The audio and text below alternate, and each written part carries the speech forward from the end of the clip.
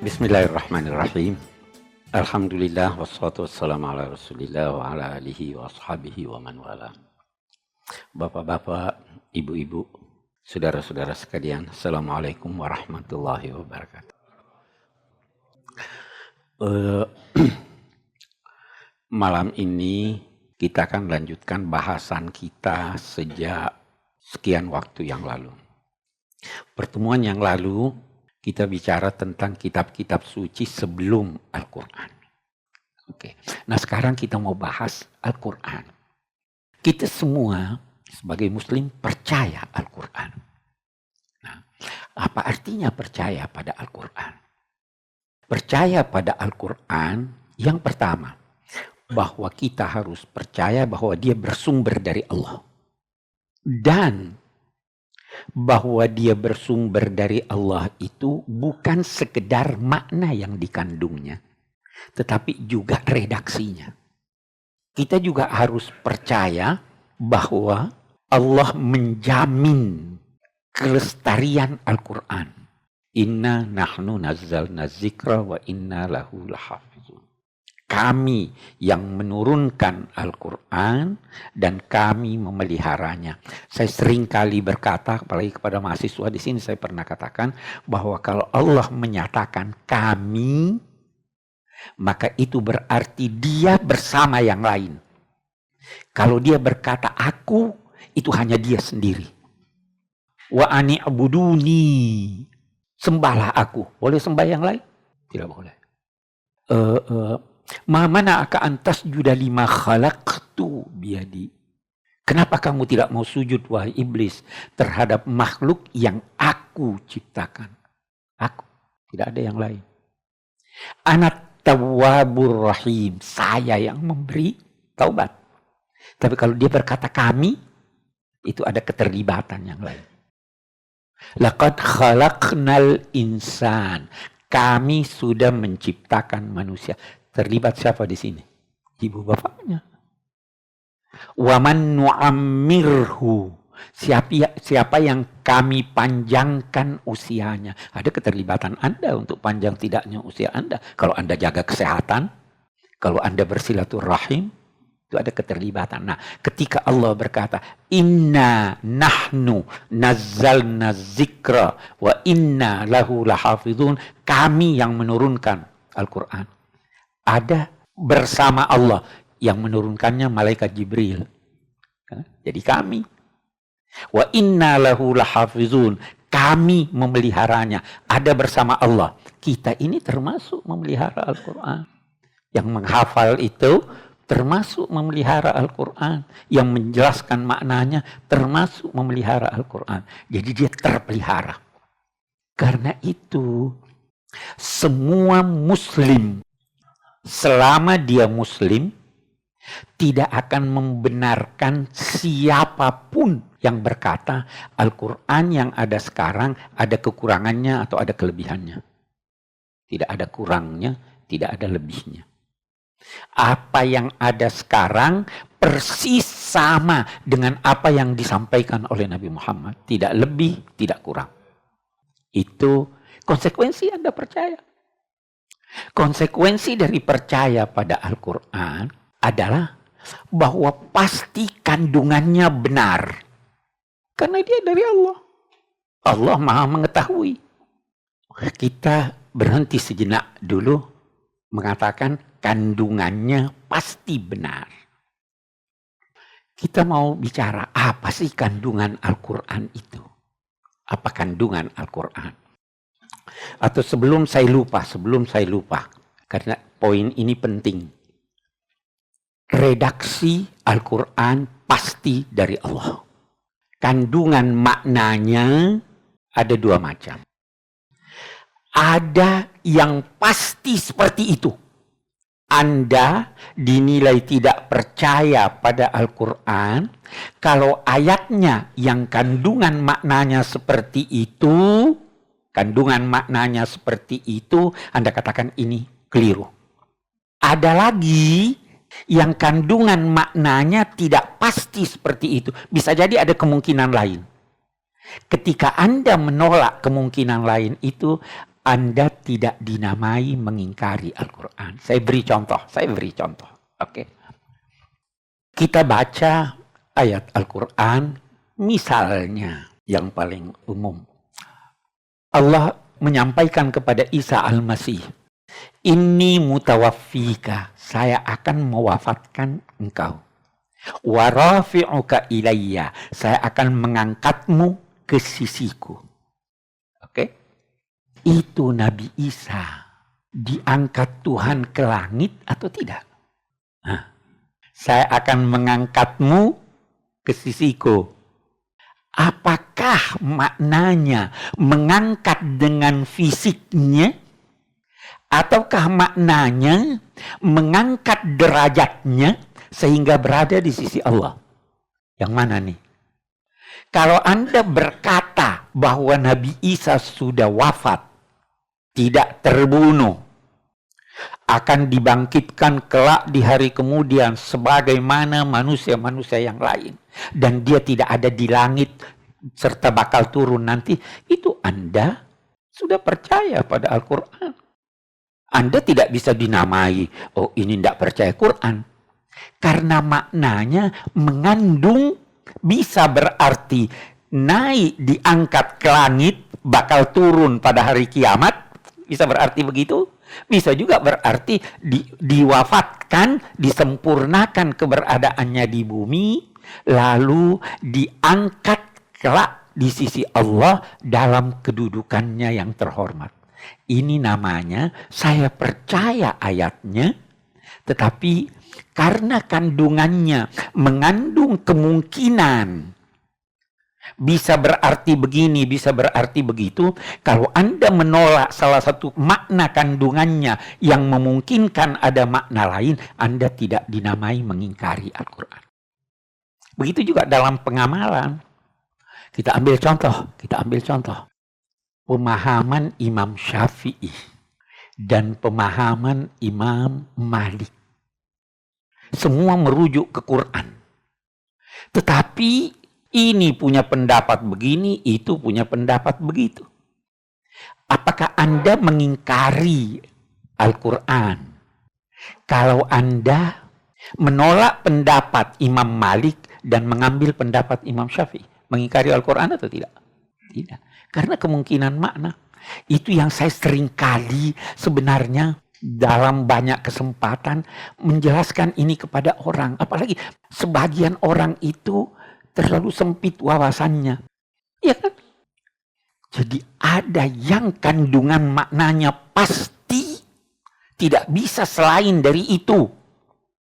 Ada yang kandungan maknanya memungkinkan aneka makna. Kita ambil contoh yang pasti. Apa artinya sholat? Sholat apa artinya? Banyak artinya. Kita ambil contoh. Allahumma salli ala Muhammad. Salat itu artinya doa. Kalau dari Allah artinya rahmat.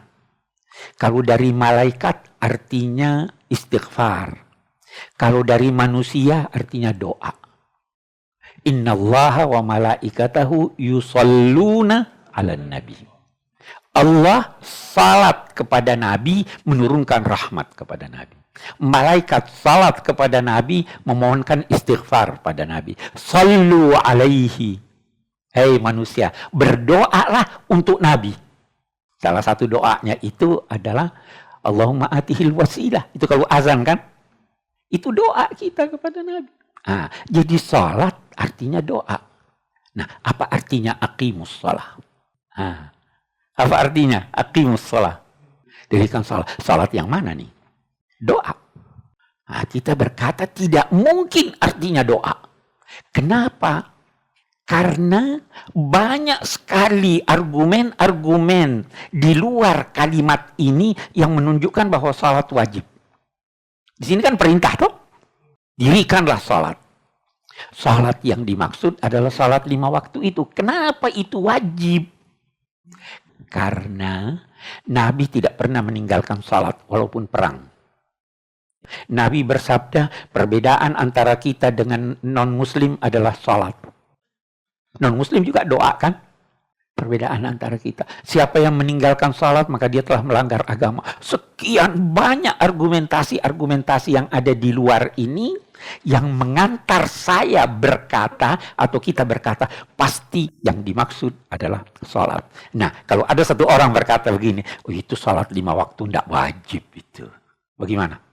Dia namanya mengingkari kandungan Al-Quran. Nah, itu yang sekarang terjadi itu Ahmadiyah. Ya kan? Khataman Nabiyyin. Apa artinya penutup nabi-nabi atau cincinnya nabi-nabi? Hiasan nabi-nabi. Kalau dari segi redaksinya memungkinkan itu diartikan. Tetapi bagaimana kita pahami argumentasi-argumentasi lain? Nabi misalnya berkata pada Sayyidina Ali. Itu dulu Nabi mau keluar pergi perang. Dia tugaskan Sayyidina Ali di Madinah. Kamu di Madinah. Yang lain dia tugaskan ini. Terus ada orang munafik berkata kepada Sayyidina Ali, kamu itu dilarang Nabi keluar. Karena kamu nanti cuma mengganggu aja kalau keluar. Sayyidina Ali kecil hati. Dia pergi pada Nabi. Wahai Nabi, kamu larang saya keluar karena saya akan membebani kamu. Nabi terus berkata begini. Tidakkah engkau rela engkau menjadi seperti Harun terhadap Musa?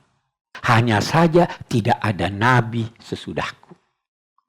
Itu terlalu banyak riwayat-riwayat yang seperti ini. Karena itu kemudian ulama berkata, yang berkata masih ada nabi sesudah nabi, itu bukan muslim.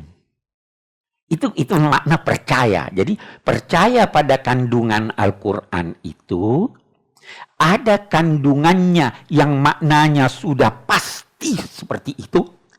Kalau Anda mengingkarinya, berarti Anda tidak percaya Quran. Ya kan? Nah itu sikap kita percaya pada Quran. Problema kita biasa di dalam masyarakat, orang bawa ayat, ini ayatnya begini. Saya pahami begini, Anda keluar dari Islam karena begini. Loh ada pendapat lain kok. Ada pendapat lain. Oke. Jangan anggap semua perintah itu wajib. Apa semua perintah wajib? Di situ perlunya orang mempelajari Al-Quran. Saya beri contoh wajib atau tidak ini. Idza tadayantum bidainin ila ajalin musamma faktubu. Kalau kamu saling melakukan transaksi hutang piutang, tulislah. Jangan enggan menulis kecil atau besar. Oke? Wajib enggak menulis? Nah, ini coba lihat. Kan perintah, tulislah. Wajibkah menulis? Nah, sedikit atau besar wajib. Saya seringkali di tetangga ini ambil dulu deh. Apanya namanya? Sabunnya. Ambil dulu minyak rambut. Ambil dulu gula. Apa wajib ditulis itu? Kalau begitu perintah ini perintah anjuran dong. Tidak semua perintah itu perintah wajib. Itu kalau kita bicara tafsir ya, saya hanya ingin bersegera untuk berkata bahwa kita wajib percaya yang pertama bahwa Al-Quran itu bersumber dari Allah. Allah pelihara dia. Kita harus percaya kandungannya yang bersifat pasti. Kalau kandungannya tidak bersifat pasti, kita punya pilihan yang mana yang kita pilih. Oke. Baik, kita lihat apa kandungan Al-Quran. Al-Quran terdiri dari 6.000 ayat lebih. Itu pendapat yang paling tepat untuk diucapkan ketika orang bertanya berapa jumlah ayat-ayat Al-Quran. 6.000 ayat lebih. Ada yang memberi rincian. Ada yang berkata 6.666 ayat. Ada yang berkata 6.236 ayat. Ada yang berkata 6.400 ayat. Beda-beda. Sebenarnya perbedaan-perbedaan itu lahir akibat cara berhitung. Saya beri contoh. Bismillahirrahmanirrahim dalam Al-Quran itu 1 kali atau 114 kali. Sudah beda kan? Yang berkata 114 kali pasti jumlahnya lebih banyak dari yang berkata sekali. Alif Lam Mim. Dzalikal kitabu la raiba fihi hudal lil muttaqin. Alif lam mim itu satu ayat atau lanjutannya dzalikal kitabu itu gabungan dari ayat alif lam mim. Beda pendapat lagi. Jadi semua berkata bahwa Al-Quran dimulai dari Alhamdulillahirabbil alamin sampai qul a'udzu birabbin nas, tapi waktu hitung beda-beda. Terkadang Nabi berhenti, orang kira ini akhir ayat. Padahal Nabi berhenti, ambil nafas. Ya kan? Jadi beda-beda, karena itu kita berkata 6.000 ayat lebih. Lebihnya berapa? Terserah. Terserah cara hitungnya. 6.000 ayat Al-Quran ini. Kalau kita bicara kandungannya, maka kita bisa membaginya dalam 3 hal pokok. Yang pertama, ada kandungannya yang merupakan tujuan kehadiran Al-Quran. Kalau tujuan kehadiran Al-Quran itu Anda tidak amalkan, Anda dianggap tidak mengamalkan Al-Quran. Kalau Anda mengamalkannya sedikit, Anda berarti hanya mengamalkan sedikit tuntunan Al-Quran. Tujuan. Dia datang untuk itu. Nah, ada lagi cara Al-Quran mencapai tujuannya. Ada caranya. Di Al-Quran disampaikan cara-cara itu supaya Anda sampai ke tujuan. Saya beri contoh ya, Ada orang bertanya pada saya, Anda keluar rumah mau kemana? Saya berkata, saya mau ke Bandung. Artinya tujuan saya ke Bandung. Terus, bagaimana Anda menuju ke Bandung? Bagaimana caranya menuju ke Bandung? Ada yang jawab, saya naik mobil pribadi, bagus. Saya naik bus, bagus. Saya naik kereta, bagus. Saya naik pesawat, bagus. Itu cara. Anda menggunakan salah satu cara saja, alhamdulillah. Selama Anda sampai ke tujuan. Tidak pakai cara yang lain, tidak apa-apa. Mungkin ada cara lain. Tidak apa-apa. Yang penting sampai ke sana. Nah, kemudian, dari kandungan Al-Quran tadi, ada tujuan, ada cara. Ada lagi satu. Saya beri contoh lagi. Saya mau ke Bandung. Bagaimana Anda mau ke Bandung? Oh iya, saya naik kereta. Masa Anda mau ke Bandung? Saya nggak percaya Anda mau ke Bandung. Ada buktinya. Ada bukti bahwa Anda mau ke Bandung. Saya tunjukkan pada Anda, ini tiket saya, ada nama saya. Bukti atau tidak itu? Bukti. Quran juga begitu. Ini dari Allah. Allah mau Anda sampai ke sana. Kalau Anda sampai di sana, Anda bakal bahagia.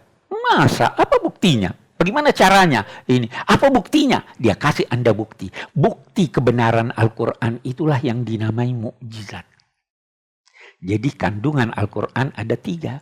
Tetapi, ini yang kita mau garis bawahi lagi. Itu mukjizat bagi orang yang tidak percaya.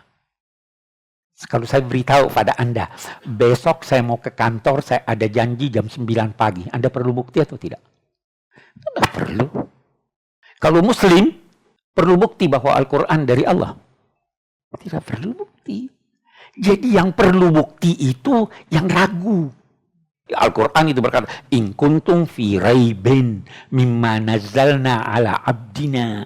Kalau kamu ragu, lakukan ini. Itu sebabnya kita berkata, Quran itu buat Muslim tidak perlu ada buktinya.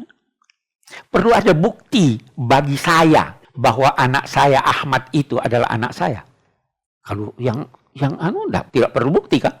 Tapi kalau mungkin saya ke urusan apa begitu, dia mau bukti. Perlu bukti bahwa saya ini orang Indonesia. Mungkin di imigrasi dia bilang, bagus tuh tulisannya Pak, ini hari ini. Perlu bukti, saya orang Indonesia. Tidak perlu bukti. Kalau Anda ragukan, saya berikan buktinya. Itu, jadi 3 kandungan Al-Quran. Ada tujuannya, ada cara mencapai tujuan, dan ada bukti-bukti kebenarannya. Nah, kita lihat tujuannya. Ini yang terpenting nih tujuannya. Tujuannya ada 3. Yang pertama, apa yang dinamai akidah. Akidah. Akidah itu terambil dari akar kata yang berarti akadah, mengikat. Akidah itu ikatan batin Anda menyangkut sesuatu. Akidah ada ikatan. Ada sesuatu dari kandungan Al-Quran yang mengikat Anda. Anda tidak boleh tinggalkan sedikit pun. Kalaupun Anda terpaksa, Anda boleh mengucapkan kata-kata yang bertentangan dengan akidah itu, tapi hati Anda tidak bergeser. Itu akidah. Nah, Al-Quran itu tujuan pertamanya akidah. Ayat-ayatnya banyak sekali yang berbicara tentang akidah. Kita baca, Qul huwallahu ahad. Itu akidah atau bukan? Akidah itu tidak muncul keluar kecuali buahnya. Oke. Percaya pada hari kiamat. Akidah atau bukan? Percaya ada nabi. Percaya ada wahyu. Itu semua akidah. Al-Quran bicara soal akidah. Tujuannya supaya Anda percaya. Begitu Anda tidak percaya pada akidah, berarti Anda tidak percaya atau Anda tidak mencapai tujuan Al-Quran. Nah, jadi tanya, percaya Tuhan Maha Esa? Percaya Tuhan Maha Esa. Percaya ada nabi? Percaya ada nabi. Itu banyak sekali ayat-ayat Al-Quran yang berbicara tentang akidah. Ayatul Kursi, itu akidah. Tujuannya yang pertama. Tujuannya yang kedua, syariah. Syariah itu yang mengatur hubungan Anda, interaksi Anda dengan Tuhan, dengan manusia. Dengan manusia bagaimana, waktu perang bagaimana, waktu kawin bagaimana, waktu dagang bagaimana, interaksi. Supaya Anda melaksanakan itu tujuannya. Tadi hutang piutang, bagaimana kalau hutang piutang? Tulis supaya kamu tidak bertengkar. Perang, jangan perang kecuali kalau terpaksa. Dengan Allah, salat, puasa, haji. Itu tujuannya yang kedua. Semakin banyak Anda melaksanakan tujuan ini, semakin sempurna keberagamaan Anda. Semakin sedikit, semakin sedikit. Nah, yang ketiga itu akhlak. Akhlak. Banyak sekali ayat-ayat Al-Quran yang berbicara tentang akhlak. Dia mau kita berakhlak. Bahkan Nabi itu bersabda, aku diutus untuk menyempurnakan. Kita mau berakhlak. Bagaimana berakhlak dengan ibu? Bagaimana dengan ayah? Bagaimana dengan orang tua? Bagaimana berakhlak dengan tumbuh-tumbuhan? Ada itu.